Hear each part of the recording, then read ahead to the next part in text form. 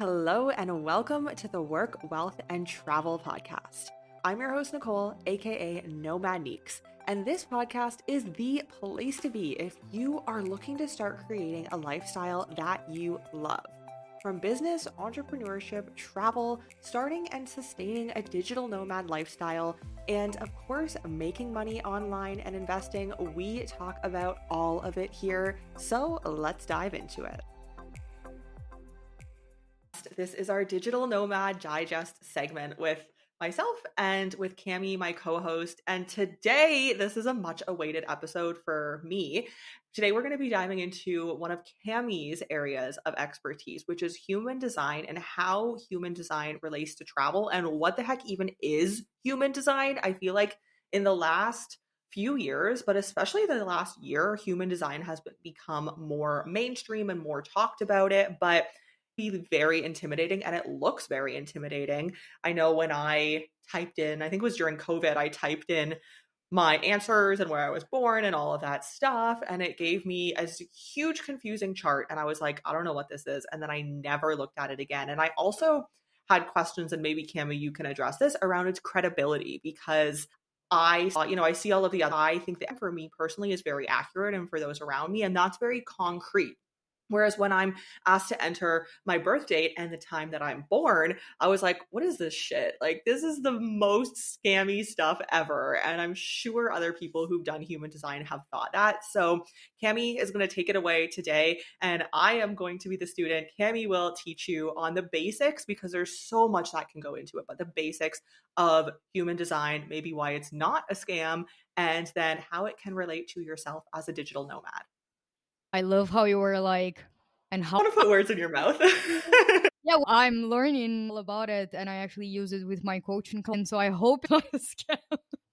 No, but it's really something that I totally understand you on this, because at the start, I was also, I'm a very spiritual person, but at the same time, like right when I saw this in the first time, I'm also very, although I'm very spiritual, I'm very skeptical. Like I really like to understand things, and I don't like things that are really generalizing. You know, they generalize the population, like, you're a Taurus, so it means that you're all of this, and like whatever else is about yourself and your personality is useless because it doesn't relate to sun sign or something like that.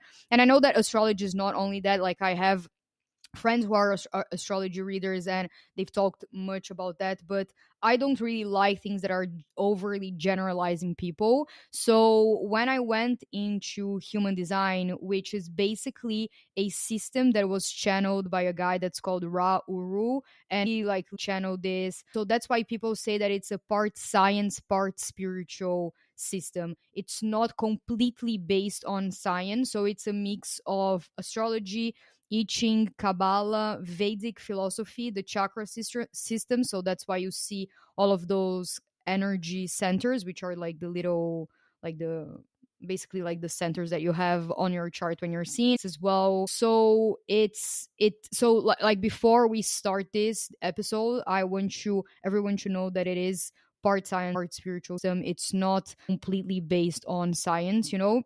So of course, take everything that is here with a salt or whatever, however you want to relate with that information. For me specifically, the people in my life and also my clients, whenever I do their human design, it is quite accurate in the way that their energy works. So basically, design is a way, it's a system that shows you how your energy works and how you're meant to use your energy in the world and how you're meant to make decisions. I feel like that's one of the most important things. And then of course there are other things in there that show a little bit of your purpose in life, how you're meant to just put how you were designed to be and move and make decisions in this world.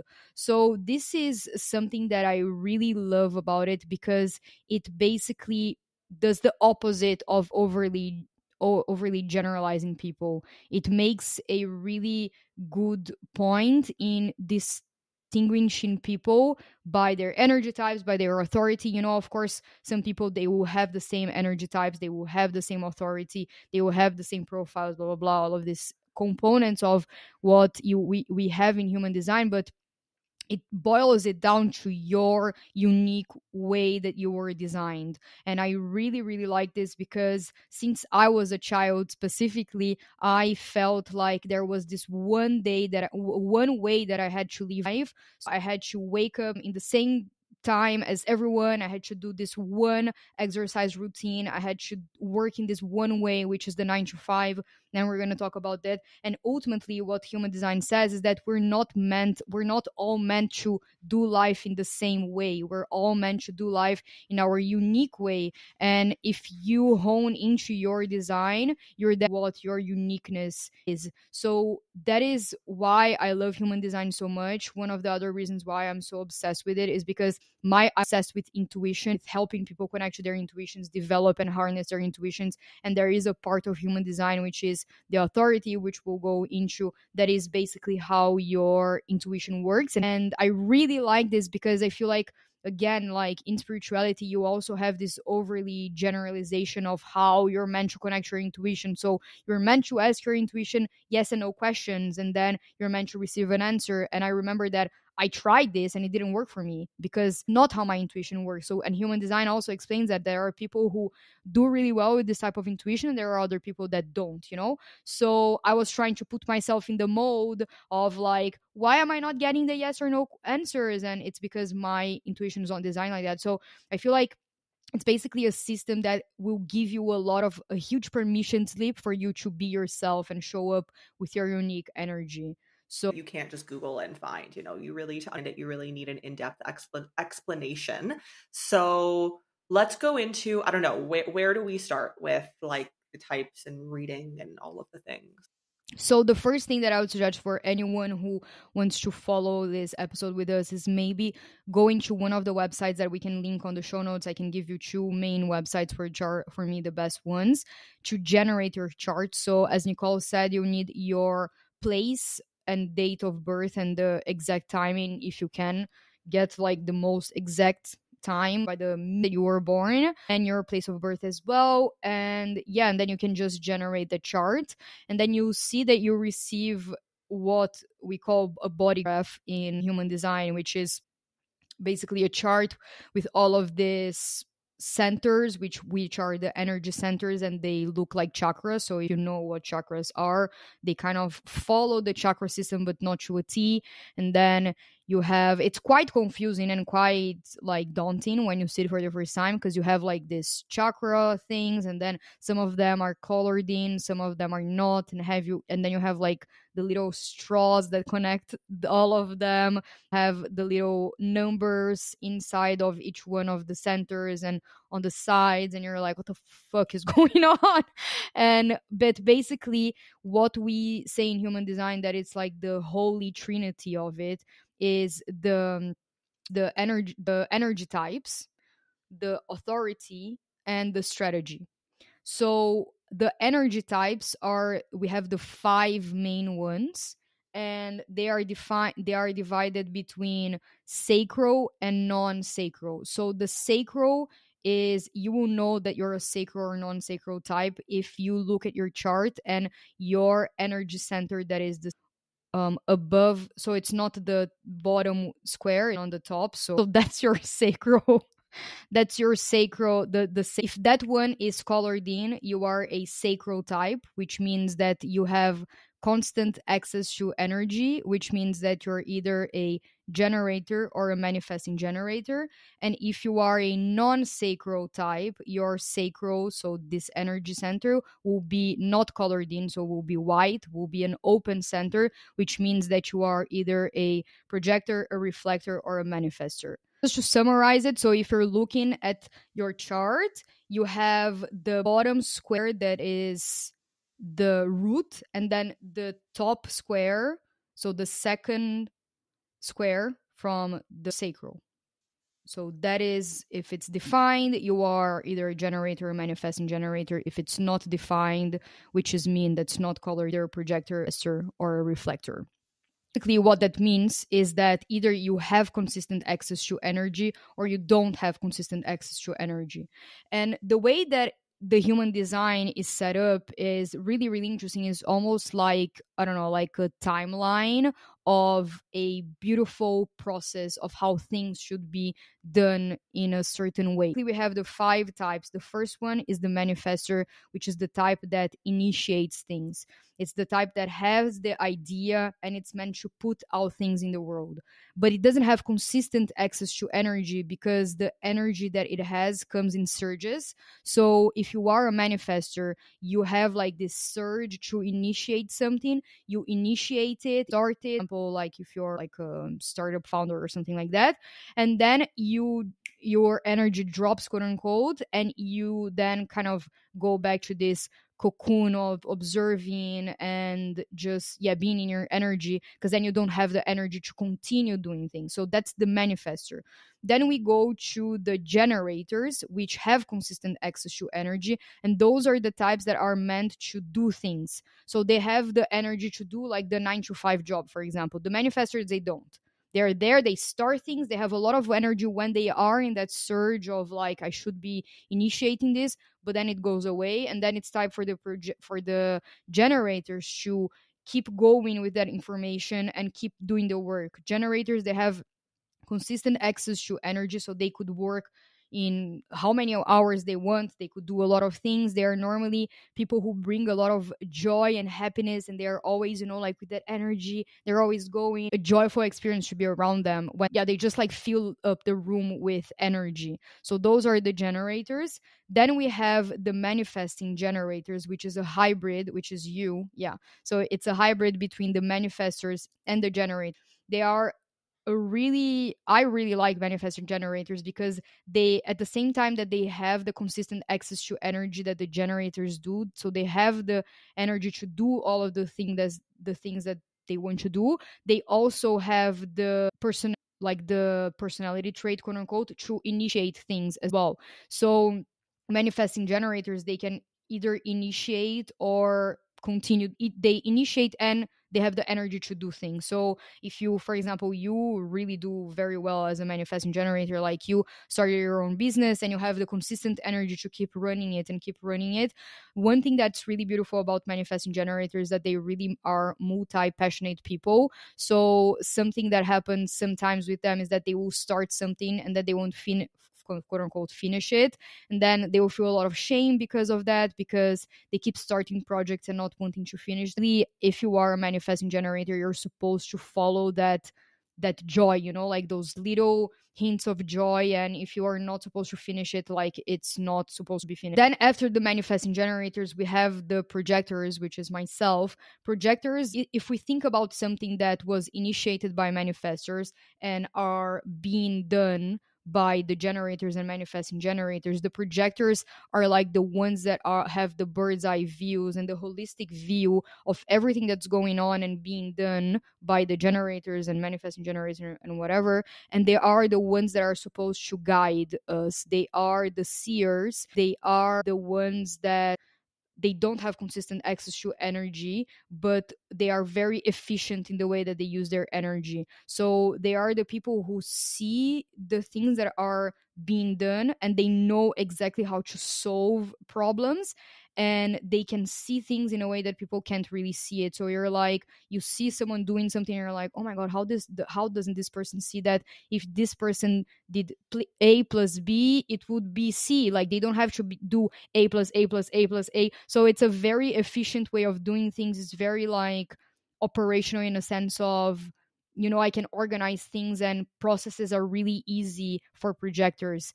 And the projectors, they are really good guides, they're really good coaches, really good consultants, because they don't have the energy to act on the things, but they are really really good at seeing specific things. And for projectors, it's really important for you to hone into your passion and the weird thing, or the quirky thing that you're obsessed with, because that is the thing that kind of your soul designed you to see into so well and to explain it in another way or guide people in another way. So yeah, although it's a type that doesn't have consistent access to energy, it's a type that is not designed to, because with the energy that we have, which hours, I don't know, per day, we are supposed to use it in a very efficient way. And then finally, we have the reflectors, which are the rarest type of all of the 5 types in human design, and they are the types that are like the entire chart of them is open. So all of their energy centers are open. They don't have one single one defined. So of course they don't have consistent access to energy. And basically, a reflector is meant to reflect the health of the community. So it's this type of people who are kind of like really, really big empaths, and they mirror back to people exactly how they are feeling. So if they are in an environment that is really chaotic and toxic, they will get really ill, they'll get a lot of disease, they will not feel great, they will feel kind of like toxic and things like that. So it's really important for reflectors to put themselves in the right environment so they are, taking care of themselves. But it's really interesting because in the timeline that I just explained, so someone initiates something, then the generators, manifesting generators, they're like working on the things that the manifestor initiated. The projector is kind of like overseeing all of the processes of how things are working. Then the reflector is there to reflect back onto whether this is working out or not, whether this is being something that is really supportive and nourishing to the community or not. So the reflector, they're also guides, I would say, in a way, because they are the ones that ultimately will show things that are hidden maybe in the community or in the project or something like that. So they are kind of like the compass of whether something is being really is healthy or not, basically. Yeah, being a projector, I would say that it's quite a challenge. I don't know any reflector in my life. I know there are some like famous reflectors. Of course, like you can leave and everything, but yeah, you have all of your energy centers open. So that means that you have to just be really wary of where you put your energy. And yeah, it's just really interesting with human design is that when you see all of the types, you actually see that the way that life has been designed so far is very much for generators and manifesting generators. And which, funnily enough, I think that they together they amount like maybe 50% of the population or 60%, because then like 20, and then manifestors are 10, I don't know, like something like that. So I would say that maybe yes, the majority of the population, they do have access to consistent energy, but then there is a huge part of the population that don't have consistent access to energy, and we're still doing life as if we're all the same people, and as if we all had consistent access to energy, as if we all had to work a 9 to 5, when really the majority of the types are not supposed to be working in this way. In each type, and maybe not so much the reflector unless you feel that you want to touch on that, but in each type, what are some ways that each type can work effectively? Because like you said, this kind of designed for those two main types, but we don't all work the same way. So what are some tips that you can give for each of the 4 or 5 types on how they can work best, whether it's in their business or maybe even like traveling and having to plan everything and do the coordinating? What are some tips you can give for each type? So one thing that I'll say that's really important that we haven't touched on is that, as I said in the beginning, that there's the holy trinity of human design, which is your energy type, which is what we just talked about, the 5 energy types. Then we have the strategy for each one of them. And then you have the authority. So we'll talk about authority in a minute, but now I want to focus on strategy, because the strategy is always connected to the energy type. And the strategy is how you get things to flow better for you, in a way, like how you get things to work in a easier and more fluid and more organic way. Like when you're in your life and you feel this resistance, like you're trying to get things to go your way and it's not working, and you're like, what the fuck is going on? So that feeling is normally means that you're not following your strategy and your energy type. Strategy is to inform. So manifestors, because they are kind of like the initiators of energy, in human design they explain it as this repelling aura, because there are types that sometimes they are like really doing their things, like really in their world, in their energy, doing, like having these crazy ideas and everything like that. And sometimes they feel really misunderstood because their message isn't really for everyone.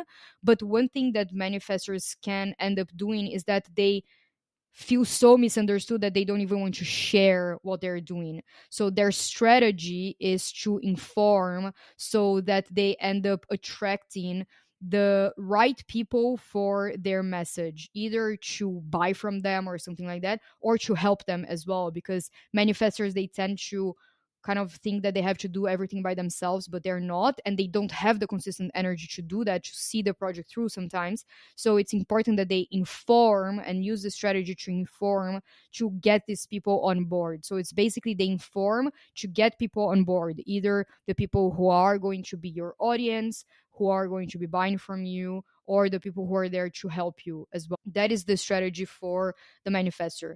The strategy for the generators is to respond. So it's like the manifestor, for example, informs something to the generator, and then the generator check in with themselves if they are really excited about it and it's like a hell yes, or if it's a hell no and they don't want to do it. The thing with generators is that because they have so much consistent access to energy, that they have, it's really hard for them to have boundaries. So it's hard for them to say no to something because they know that they can do it, they know that they'll have the energy for it, but you end up really depleting yourself, not necessarily depleting yourself in energy, but just over committing way too much and not being really true to yourself. So you're not being true to your strategy of responding authentically if you're just responding yes to everything or no to everything, and not listening to your authority of responding yes or no. So it's really interesting, like if you're a generator, you can ask yourself questions, for example. So if you see a job opening, for example, you can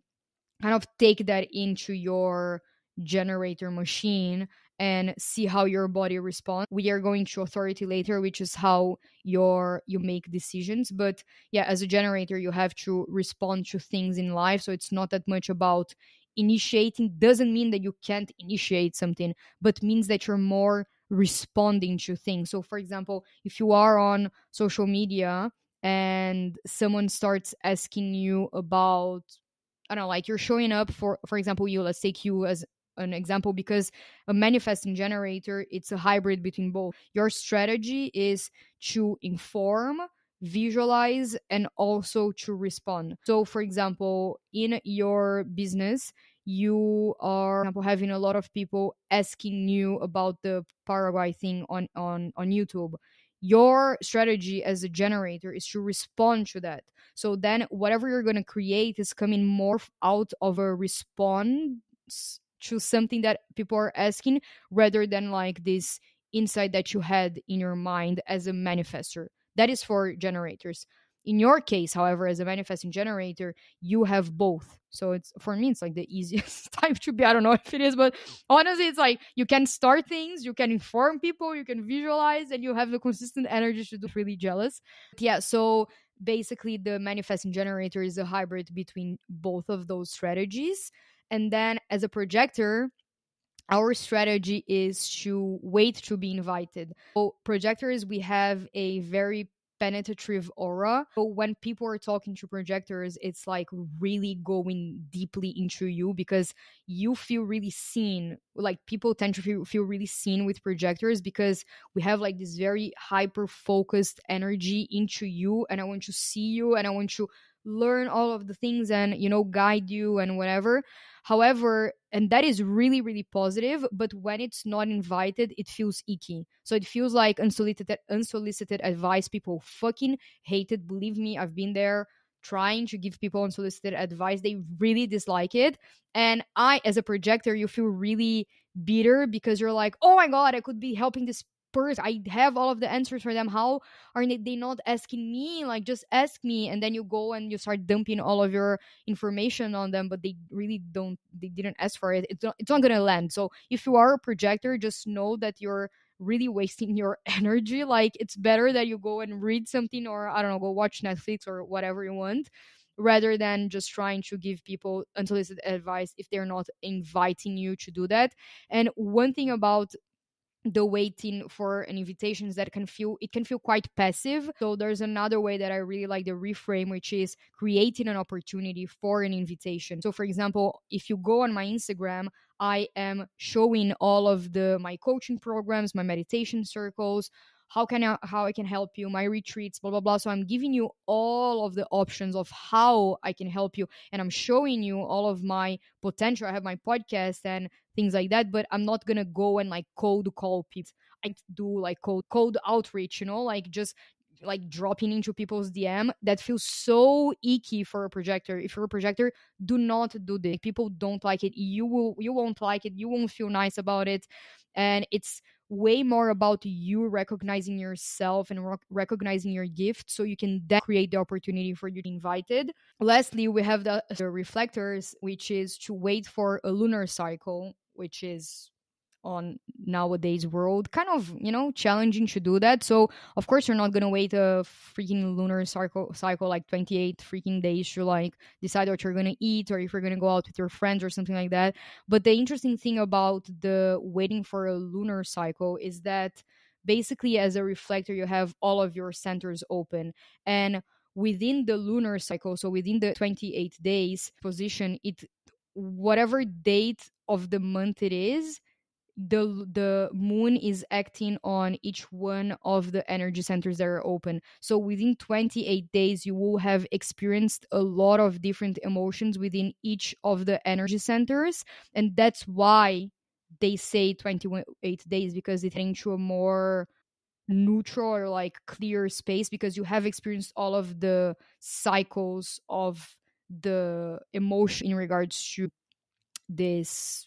Yeah, so yes, I just have so yeah, so going back to your question, I feel like once you know your strategy, I feel like when you are in the business world, it's kind of, or like corporate, or like building something with business, or even building or something like that, I feel like using your strategy can be helpful in that. But as a projector, of course, like it's not always that it looks like that, but in general, the places that I've been to in the past 2 or 3 years traveling, I've been invited, or I'll say that I've been hinted about going there. So either for example, when I left Brazil, my friend invited me to stay with her in Portugal, and that's how I knew, because I already had the intuition that I should go. But then I knew that I shouldn't act on anything, not because I knew that I was a projector or something, because at that time I really wasn't that big into human design. But as soon as she invited me, I felt like, this is it, I should be going. When I went to Greece, no one invited me. It was more of like a excitement. And I also have this idea in my head that my ancestors invited me, because then when I came to Paris, for example, it was kind of an invitation. Of insight. And I'm curious, in you saying all of this, can you your type or relate more with a different type, or is it just like, no, you're born in this day and this time and that's what you're stuck with? No, you can't. I sometimes relate a lot with manifesting generators, the energy of like starting things and not machine, and things like that, and having like a lot of passions and just loving different things and whatever. I think that it's also like when you learn your human design, you end up learning as well if you have a center that is open or closed, that will influence your life in a different way, in a specific way. If you have like the little numbers that are in your energy centers, if they are painted or not painted, that will mean other things as well. Like those are your gifts. So if you have like the channel that is painted, which are the little straws, that will thing as well. The arrows that are on top of your human design, like they talk about digestion, they talk about if you are a more structured or not person, if you like the environment that you best thrive on. Like there's so many layers to your design, like your human design.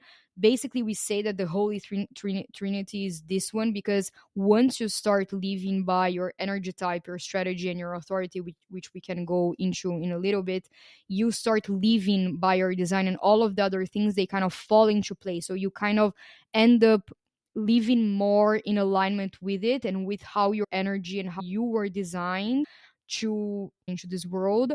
All of the other things, they just start happening at the same time. So you end up like being in the environments that you were designed to more strive on. You end up eating and digesting information in the way that you were designed to. So all of those things, they kind of fall into place once you start living by those three things.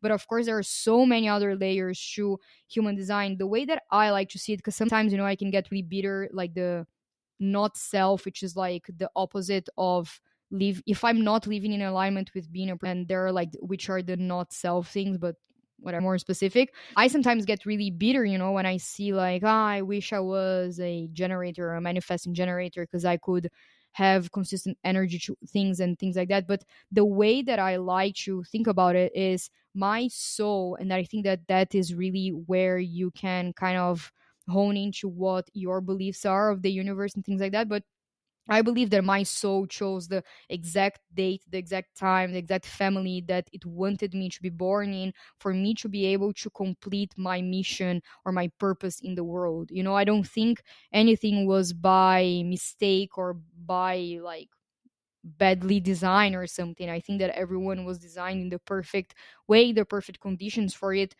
It was like a platform for you to be able to develop yourself into whoever you are meant to be developed in, and develop the things that you are and that you want, and to have the unique impact that you are supposed to have in the world.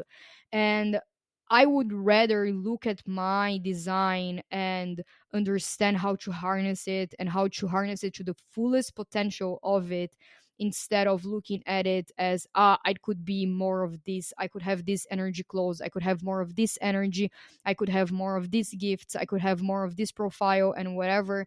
So it's all about you looking at it and cherishing and learning how to use it to the best of your potential and ability, instead of being like, I'm a reflector, I guess I'm fucked because I have all of my energy open. Yeah, but at the same time, you have the potential to amplify everything. You have the potential to experience all of the humans in the world. Like, you can be such a huge empath. Like, can you imagine a leader in a reflector space? It's someone that really, really, really can empathize with so much of what is the human experience, someone who really can understand people in a deep level, because it has all of the energy.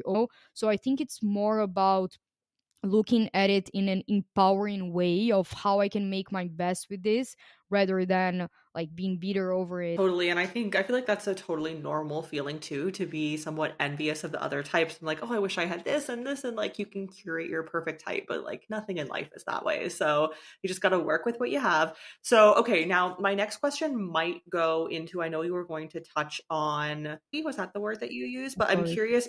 So this might be part of that. But in the body graph, what are some, like, I'm looking at mine, like there's a lot happening here, so don't explain everything, but like, what are some of the other key points when visually looking at it that is important to know to get to know your type more? I feel like authority is one of the most important things, and it's my favorite obsession. Like, as a projector, the thing that I love most in the world, I don't know why, is intuition. Like, I love talking about it, I love researching it, I love just everything about it. Just, I think, really, because throughout my life I was put into so many modes, things, and kind of outsourcing my authority, outsourcing my power and my sovereignty to other people, that nowadays I'm so obsessed with helping people get that sovereignty back and get that power back of like, I don't know what's best for you. Like, I really don't. I really don't. Who knows what's best for you is you. So learn how to use your authority and your intuition to make this decision. So basically, with intuition, we have the main ones, which is the sacral, which is only the types that have the sacral defined can be sacral. So we have the sacral authority, the emotional authority are the main ones, and then we have the authority of reflectors is the same as their strategy. So it's the waiting, it's the lunar 28 days lunar authority. So the three most common authorities is the sacral, emotional, and splenic authority, and the four less common is soundboard, ego, self-projector, and lunar cycle authority. So I'm going to talk about the three most common ones. So for authority, we have the three common ones that are sacral, emotional, and splenic, and then the four less common one, which is soundboard, ego, self-projected, and lunar cycle. I think we're going to go through the three main ones for this episode. So basically, for the first one, we have the sacral authority, which is kind of like a really gut response feeling to it. So it responds better to yes or no questions. So instead of asking your intuition, your authority, like, do you want cheeseburgers or pizza? You can ask, do you want cheeseburgers? Yes or no. Do you want pizza? Yes or no. So it's the type that hears more quite like bodily this excitement in your body, or you can feel like this contraction, or yeah, you have to really follow it. And for sacral authorities, you are either a generator or a manifesting generator, which your strategy is to respond. So when we go back to the responding thing, using your sacral authority is really important. So when you see something, when you see someone saying, like, for example, can you create a course of blah blah blah, it's your job to respond according to your authority in that. So if it's not exciting to you, or if it's a maybe, it's a no. Like normally a maybe for a sacral being is a sacral authority person, because it's meh, rather like whether. On the other hand, if it's a hell yes, it's like this excitement, then it's your gut feeling saying yes. So it's really about honoring that excitement, that joy that you get. And yeah, you can just use it in your daily life to ask yes or no questions. So do you want to exercise today? Yes or no. Do you want to apply for this job? Yes.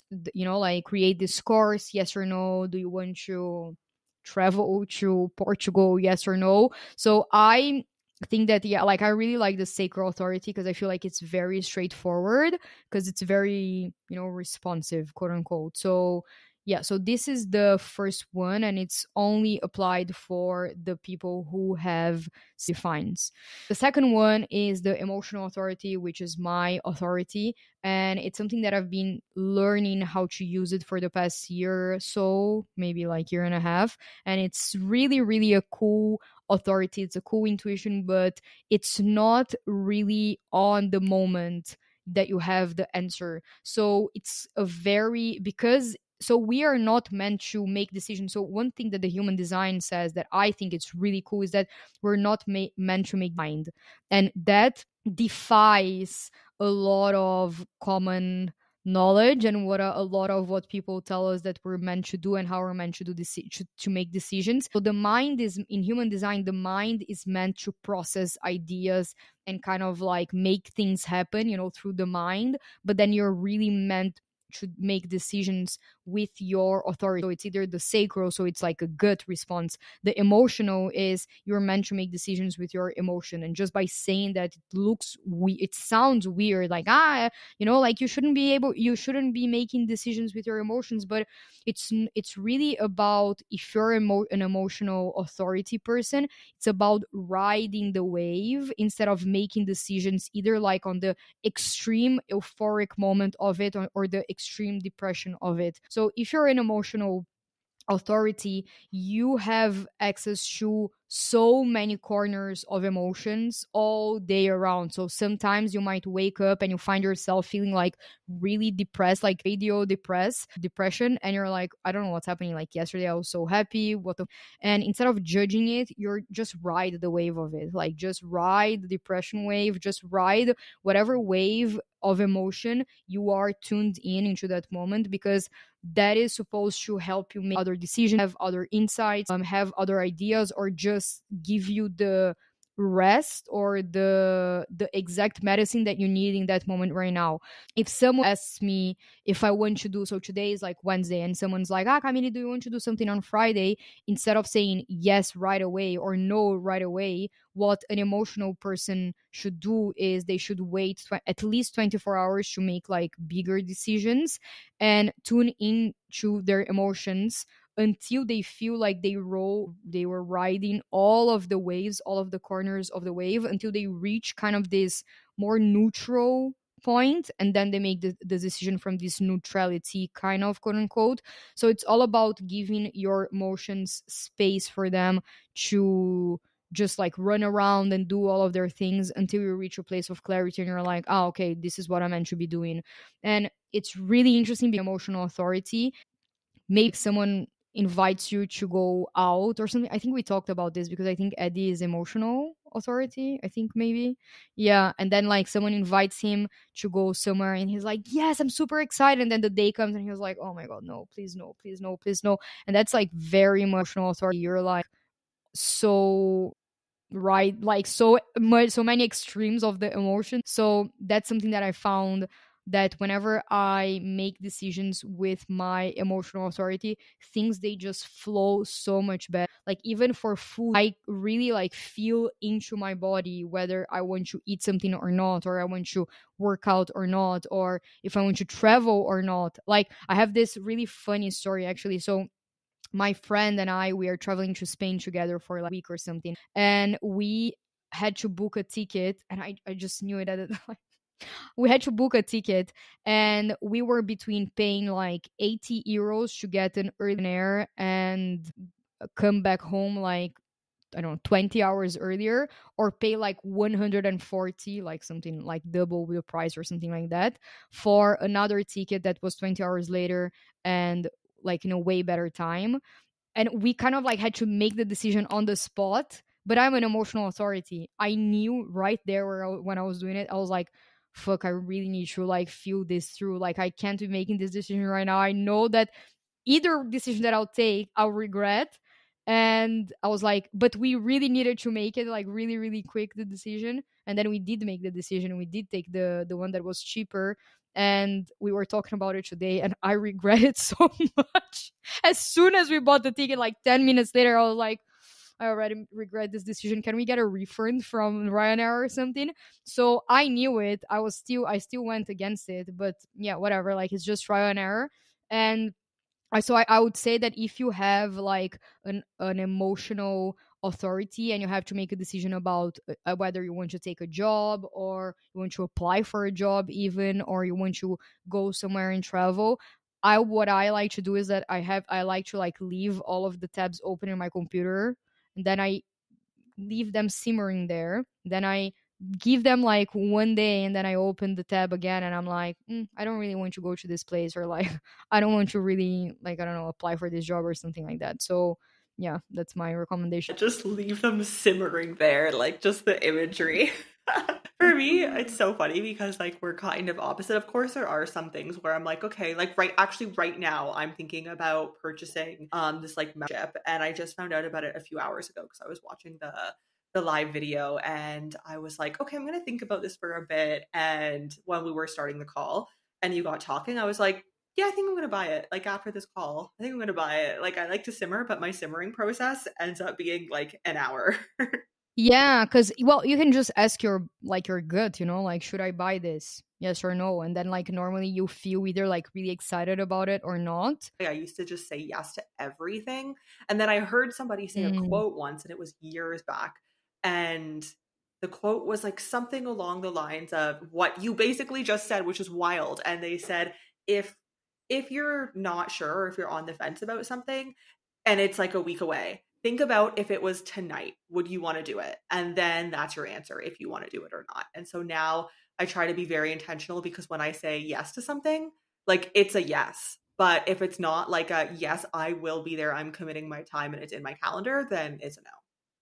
As like a sacred authority, because especially when you said it's really fun, this word like fun, joy, and things like that, that is key for generators and sacral generators, manifesting generators, and sacral authority people, because it is about following the joy, it is about following the fun, like oh my god, I'm having so much fun here, and again, this is like so contradictory to what society tells us that we should do, because we should suffer, quote unquote, we should do the 9 to 5, quote unquote, you shouldn't be having joy in your work day or something like that. So it's really or you shouldn't be following your emotions to make decisions, but human design tells us the opposite. And then really when you start living by your design and trying this, you feel like your life just flows so much easier, and you feel so much more authentic and true to yourself, and you start making the decisions that really really matter to you, instead of just making the decisions that I don't know, like someone else wants you to do. However, I'll say that I wouldn't be able to live by that quote necessarily, or like Eddie wouldn't be able to live by that quote necessarily, because as emotional, like we feel something really, really extreme about one idea, and then the other day we're kind of like, And then the other day we're like really really excited about it again, and then the other day we're kind of like forgetting all about it and like thinking about the other idea, you know. So I think it's really important. That's why I really love human design again, because it's not overly generalizing. It's really honing into your uniqueness and your unique way of seeing, of hearing intuition. There's so many times that I felt wrong, quote unquote, about not being able to hear the yes or no, but I learned that my intuition talks to me with through emotions. So I learned how to tune into my intuition and to make decisions from my intuition about tuning into my emotions and my feelings and the sensational aspect of it. And that's how I harness it, so like I use it so well, because I learned how to use it. And thank God that I'm not here telling everyone that they should be using it in this way, because they're not. So I'm looking at their charts and then guiding them in how to use their, yeah, I really really really like I author like my biggest, I don't know, I'm just like obsessed with it. So the last most common authority is the splenic one, which is, so in the energy centers that we have, there is the like a triangle on the left. If that's defined, it means, it can mean that you're a splenic authority, and that means that is like the spleen is a very instinctive authority. So it's the opposite of the emotional, in the sense that for the emotional authority, the truth is not in the now, because the emotional have to ride, they have to ride the waves, they have to give space for their emotions to kind of like process all of the corners of it to make a decision. However, for the splenic, the truth is in the now. So it's a very kind of like intuitive and quiet voice. So you are designed to make decisions in the moment. You kind of like receive this very instinctive and kind of like animal, quote unquote, like animal instinct. And it's a voice that speaks really quietly, but it speaks really affirmatively, and it's kind of like the first instinct that you receive. Splenic, if you have splenic authority, you shouldn't think too much about things, you know. It's like normally the first intuition, the first intuitive hint that you receive is the one that you should follow. And it's sometimes you have to be really quiet and kind of be in the correct environment to receive that intuition with more. But yeah, it's not something that will like repeat itself so much, or that you're gonna, for example, with the sacral authority, that you can ask your intuition like yes or no questions and you'll get them, or the emotional, that you're kind of like tuning into the emotion. It's very like instinctive. It's like it's this, it's that. Like you look in a menu, you already know. If you try to go for the, if you try to overly think about what you want to order and you go to the like 10th thing that you thought, it's probably not going to be the right one. Like it was the first one, it was the first country, it was the first, I don't know, startup idea or something like that. So yeah, that's very splenic authority. And then the other ones, they are kind of nuanced. This is really interesting. Lots of information. And it's so interesting because obviously you could continue to dive in for hours on getting specific on one person's chart. So I think if you're interested in this conversation, if you're interested in that, then definitely reach out to Cami. All of her links are below. But what is one point that you want to touch on about human design or the different types or anything like that? Get away from this episode with this sensation of experimenting like a little human design scientist, you know. So now that you did get a little bit of insight into your energy type, into your strategy, and into your authority, try making small decisions or big decisions if you're really bold and you really want to experiment like really really big through in this way. Because there is this one thing in human design that I really like as well, that they talk a lot about deconditioning, which is basically you stripping away so many of the conditioning or the shoulds in the mind that we get through society, of the ways that you should be living, that you should be showing up, that you should be working, that in human design you kind of have to overcome, so you can show up as your energy type, as your authentic self. Honestly, that's why I like human design so much. And for me, as a projector, one of the things that is one of the biggest shames that I have, quote unquote, we talked about, is that, you know, I don't have consistent access to energy. Since I was young, like very, very young, I used to be so tired. I used to need more sleep. I've always been the person that sleep more in my in my family. I can sleep like for 10 tired, can burn out quite quickly if I don't give myself periods of rest. Like I'll just work for like 2 or 3 weeks straight, and then I'll just crash and have no inspiration and no will or power to do anything, like really.